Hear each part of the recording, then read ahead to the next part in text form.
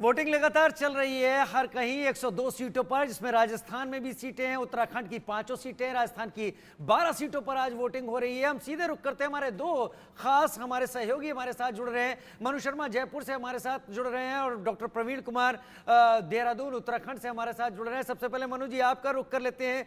12 सीटें राजस्थान में आज वोटिंग पहले फेज के लिए जा रही हैं। लोगों का उत्साह कैसा दिखाई पड़ रहा है?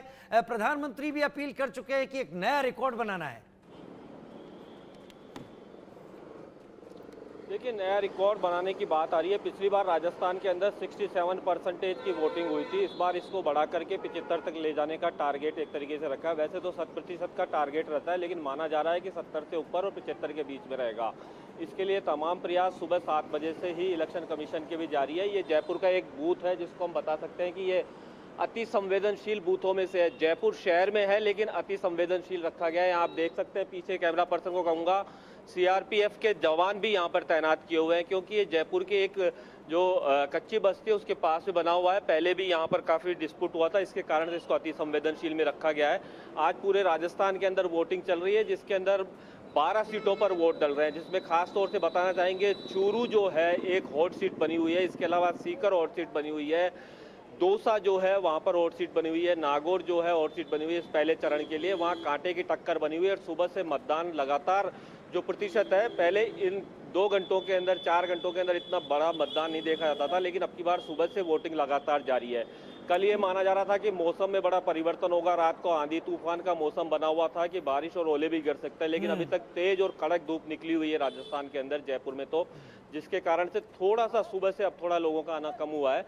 आप देख सकते हैं पीछे इस बूथ के अंदर जो लाइन जो सुबह लगी हुई थी वो अभी नहीं है, लेकिन यह है कि लोगों का आना अभी भी जारी है। रुक करके लोग आ रहे हैं और मतदान करने के लिए अपना बारी का जो इंतजार सुबह कर रहे थे लोग अब नहीं है। पीछे आप देख सकते हैं अभी एक आए हैं मतदान करने के लिए। आप मतदान करने के लिए आए हैं अभी? हाँ जी, सुबह से अभी पहुंचे क्या? 11 बजे सुबह जल्दी कर देते मतदान तो आपने? जल्दी तो कर देता, लेकिन मैं आज फ्री था, छुट्टी में था, क्योंकि सारा दिन है तो कभी भी डाल सकते हैं, तो अभी डालने आया हूँ। फिर मेरा फर्स्ट वोट है। क्या है राजस्थान में, जयपुर में क्या स्थिति लग रही है? आप किन मुद्दों पर वोट डालते हैं? आप कुछ आपने सोचा है कि किस मुद्दे पर डाल के हम तो देखो उसी मुद्दे पे डालेंगे जो हमारे लिए विकास कराएगा जी, उसके लिए हमारा वोट है। चाहे वो बीजेपी में हो, चाहे कांग्रेस में हो, किसी भी पार्टी में, जो विकास कराएगा उसी को वोट मिलेगा। ठीक है, हमारा तो ये है। और भी लोग आ रहे हैं वोट डालने के लिए। भाई साहब 1 मिनट सोएंगे? हाँ, वोट डालने जा रहे हो आप? हाँ। अब जाओला डालवा कहीं सुबह सब आ रहा है जो डालवा ने तो सुबह 7 बजे से डल रहे थे वोट, तो अब आया था कहाँ? इतनी लेट गया होगा। लेट हो गया। अब डालोला वोट, हाँ। कहीं मुद्दा पर डालोला वोट, कहीं सोच रहे डालोला? डाल देगा कहीं सोच रहा। नहीं, कहीं सोच रहे तो डालोला भाई, कहीं भाई जो विकास कर लो जी पर देवला, जो पहली काम कर लो जो ऊपर देवला, कहीं पर देवला दे देगा काम करा। जो काम करोगे जो देंगे वोट तो। अच्छा, आपको क्या चाहिए, मतलब जयपुर के लिए क्या डेवलपमेंट होना चाहिए? और सही है।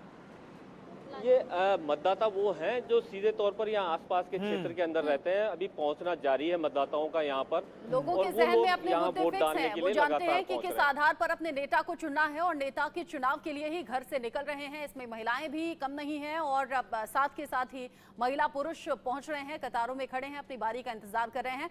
प्रवीण का रुख कर लेती हूँ, चूंकि उत्तराखंड में आज 5 की 5 सीटों पर मतदान हो रहा है और आपके साथ कुछ वोटर्स भी हैं। प्रवीण, सीधा बात कीजिए, कौन से मुद्दे हैं जिनके आधार पर अपने नेता को चुनेंगे?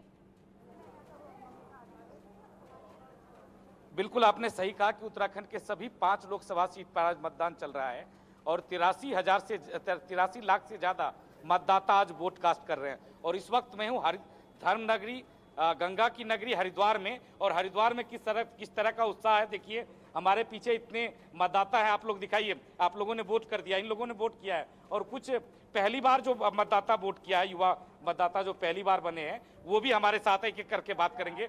आपने वोट किया, क्या मुद्दा है इस बार? मुद्दा यही है कि सबको नौकरी वगैरह लगे, और क्या मुद्दा है? सबका काम हो। सबका काम हो। हाँ जी। महिलाओं के लिए क्या मुद्दा है? ना खाना वाना बन गया, नाश्ता वास्ता बना के आए, आप बनाएंगे? बताइए। महिलाओं के लिए महिला सशक्तिकरण का है, भाई महिलाओं को सारे अधिकार मिले, उनको सुरक्षा का अधिकार मिले, और भाई जो बच्चे हैं पढ़े लिखे लड़के उनको जॉब वगैरह मिले, उनकी सुरक्षा के लिए। आप बताइए क्या सोच के आप इस बार वोट दिया है? जी बताइए बताइए, कोई बात नहीं। ऐसा है, सबसे बड़ी देश में शांति होनी चाहिए, सबसे बड़ी। और इसी के लिए सबने वोट दिया है कि शांतिपूर्वक संसार में शांति रहे। हरी की नगरी में तो वैसे भी शांति है। आप आओ, क्या नाम है आपका? पहली बार वोट किया, आपने बताया कि पहली बार, क्या नाम है ये बताओ? कितना उत्साह, कितने मन में कितने दिनों से फीलिंग आ रही थी कब वोटिंग हो कि मैं वोटिंग करूंगी? बहुत ज़्यादा एक्साइटमेंट थी। और my name is Kritisha Sharma और हम चाहते हैं एक अच्छी सरकार हो, गुड गवर्नेंस जो कि सरकार लोगों के हित में काम करे और डेवलपमेंट करे, ग्लोबलाइजेशन करे और दुनिया के साथ जोड़े, हमें रोज़गार दे और वैकेंसीज़ मिले हमें। और क्या चाहते हैं हम तो गवर्नमेंट वैकेंसी निकाले, हमारे लिए नौकरियां निकाले। आप पापा के साथ आए हो? कब? अच्छा, आप हैं साथ में।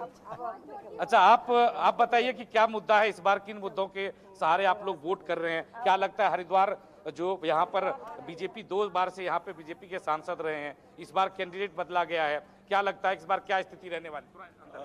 मेरे हिसाब से मुद्दे वही पुराने हैं। रोजगार का मुद्दा है, धर्म नगरी है तो विकास का मुद्दा है और बहुत सारी चीज़ों पे अभी कई सालों से हमने देखा है बहुत परिवर्तन आया है और बहुत अच्छे परिवर्तन आए हैं। तो सभी जानते हैं किसको वोट देना है, सभी जागरूक हैं। मैं गुड़गांव से सुबह 4 बजे चला हूँ वोट देने के लिए और मेरे साथ मेरी वाइफ भी है स्मिता शर्मा। और सारे नागरिक सिर्फ यही चाहते हैं कि एक स्थायी सरकार हो और इसके साथ रोजगार के अवसर बढ़ें ताकि लोग पहाड़ों से पलायन करके मेट्रो सिटीज़ की तरफ ना जाएं। जैसे कि मैं 20 साल से गुड़गांव में जॉब कर रहा हूं, तो जिस तरीके से पहाड़ों से पलायन करके लोग बाहर जा रहे हैं तो इंडस्ट्रियल एरियाज और बने, रोजगार के नए अवसर आएँ। और जहां तक आम नागरिक की बात है, महंगाई पे थोड़ा काबू होना चाहिए। महंगाई थोड़ी आसमान छू रही है, बट बाकी सब अच्छा चल रहा है। तो मोदी सरकार हर बार। हाँ, तो ये जो है तमाम आप लोगों को आपने देखा, लाइन देखिए, यहाँ पे लंबी लाइन है, वहां भी हम जाकर बात करेंगे, बात करने की कोशिश करेंगे कि मुद्दा क्या है इस बार। आप बताइए किन मुद्दों के सहारे आप लोग वोट कर रहे हैं? मोदी जी के हाथ मजबूत करने के लिए। आप बताइए। हम तो अपने राष्ट्र के लिए कर रहे हैं, जातिवाद के लिए नहीं कर रहे। तो मोदी जो है वो देश के लिए अच्छा काम कर रहा है, इसलिए उसी को कर रहे हैं। वोट इस बार डाल रहे हैं। हरिद्वार में तो 2 बार से पहले भी बीजेपी सरकार रही है, इस बार कैंडिडेट बदले हैं। मुद्दा क्या है इस बार? वर्ल्ड की 3rd लार्जेस्ट इकोनॉमी बनाने के लिए। 3rd लार्जेस्ट इकोनॉमी बनाने के लिए सर? राष्ट्रीय विकास और राष्ट्रीय सुरक्षा। राष्ट्रीय सुरक्षा। आप बताइए। एक ही मुद्दा है, विकास।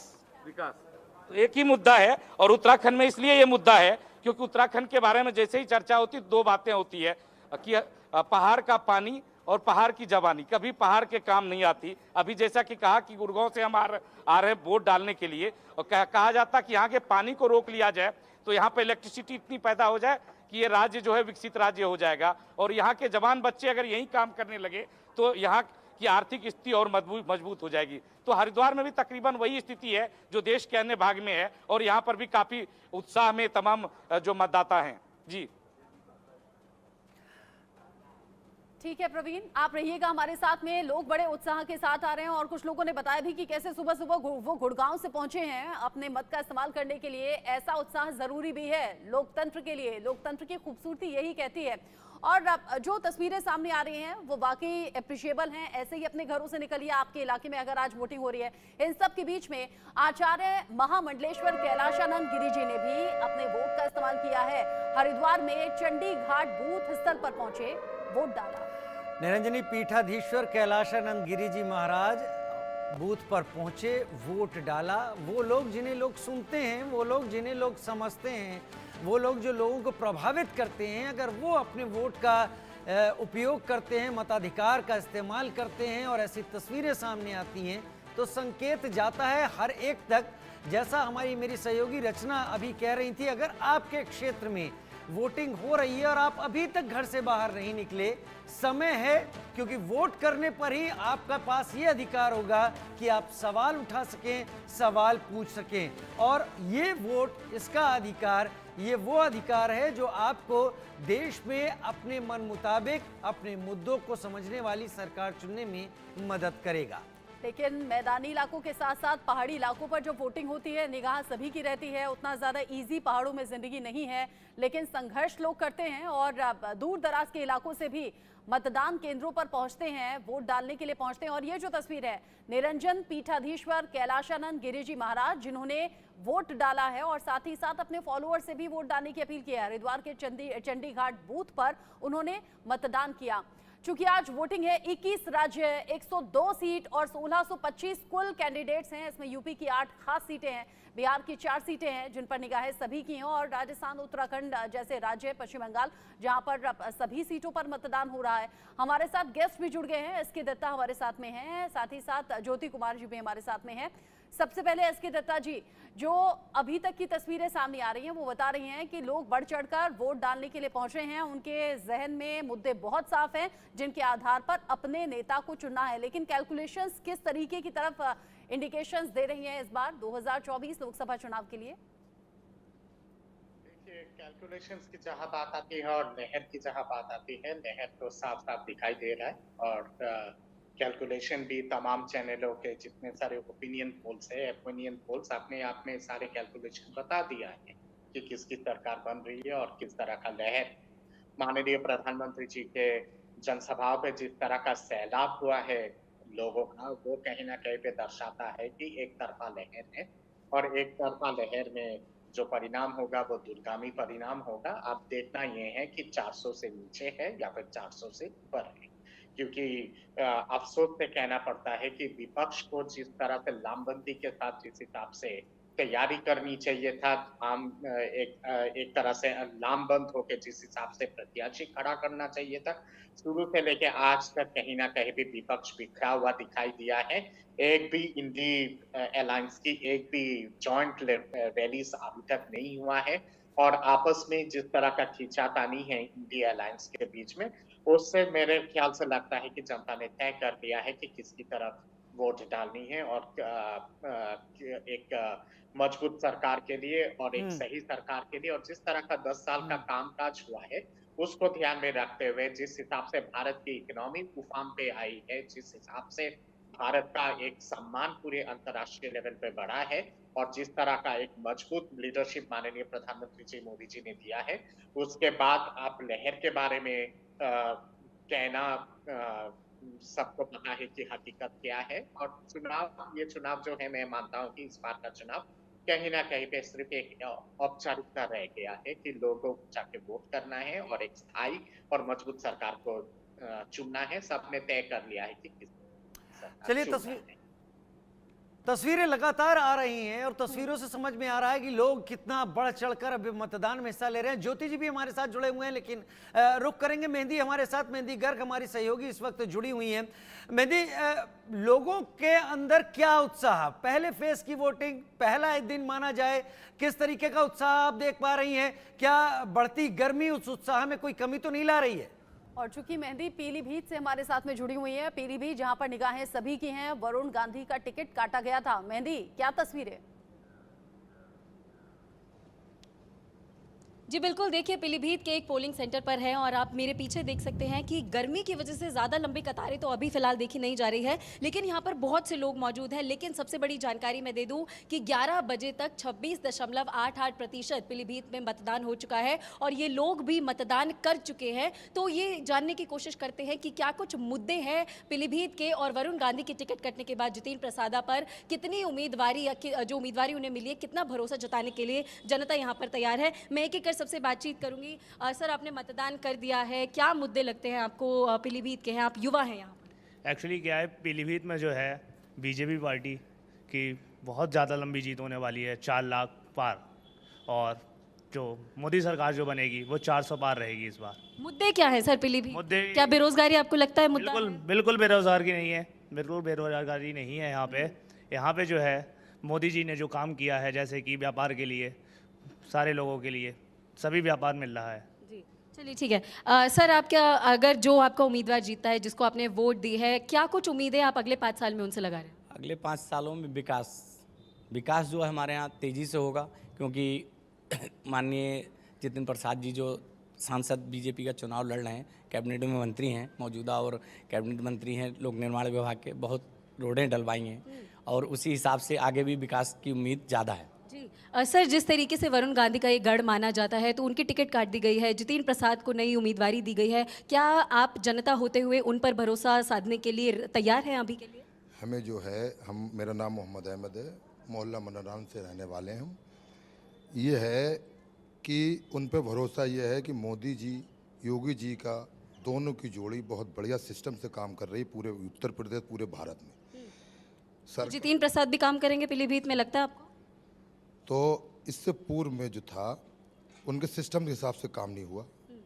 अब उन्हें उम्मीद है, हम पार्टी के नेतृत्व को उम्मीद है कि माननीय यूपी के मंत्री हैं जितिन प्रसाद, लोक निर्माण मंत्री, उनको ऊपर आजमाया गया है, वो यहाँ पर विकास कराएंगे। सर, आपको क्या लगता है क्या बड़े मुद्दे हैं यहाँ पर अभी पीलीभीत को लेकर जिसकी दिक्कतें आम जनता को उठानी पड़ रही है? कोई दिक्कत है ही नहीं जो कि जनता को उठाना पड़ रही है। विकास हुआ है, विकास होगा। मुझे लगता है मेहंदी आपके साथ बेरोजगारी, महंगाई ऐसा कोई मुद्दा नहीं लगता है? मुद्दों से सहमत हैं फिलहाल जिस तरीके का वर्तमान सरकार काम कर रही है। और देखिए ये जनता है यहाँ पर जो अपनी बात। साथ ही एक सवाल राजीव ये भी करना चाहिए मेहंदी, अगर लोग संतुष्ट हैं काम से, इसका मतलब ये कि वरुण गांधी ने काम किया था? जनता जो है पूरी तरीके से संतुष्ट जी बिल्कुल ऐसा ही देखा जा रहा है, क्योंकि लोग जो है वो बात कर रहे हैं कि वरुण गांधी पर भरोसा जताते हुए अब जितेंद्र प्रसाद पर भरोसा जताने के लिए कहीं ना कहीं पीलीभीत की जनता यहां पर तैयार है। और सर एक बार फिर से कुछ कहना चाहते हैं, क्योंकि जितेंद्र प्रसाद जो है वो बहुत बड़ा गेम चेंजर था भारतीय जनता पार्टी की तरफ से, तो बहुत से कयास लगाए जा रहे थे कि क्या पीलीभीत की जनता मेनका और वरुण गांधी को भूल कर जितेंद्र प्रसाद पर अपना दाव लगाना चाहेगी या नहीं? तो आप बताइए क्या कह रहे हैं कि जितेंद्र प्रसाद पर आप क्यों दाव अपना लगाना चाहेंगे? पार्टी का क्या आप खुश थे वरुण गांधी के काम से? देखिए, हम पार्टी के कार्य से खुश हैं। पार्टी ने जो भी 5 साल 10 साल 2014 से अब तक करा है वो सब संतोषजनक है। बगैर भेदभाव, बगैर लोभ लालच, बगैर पैसे से हर एक योजना घर घर पहुंचाई है। उज्जवल योजना हो, सम्मान निधि हो, चलिए ये सभी लोग यहाँ वोट देने आए हैं और ये जहां तक हम बातों से समझ पा रहे हैं कि ये पार्टी और सरकार की नीतियों से समर्थन रखते हैं, तो उस तरीके की चीजें सामने आ रही हैं।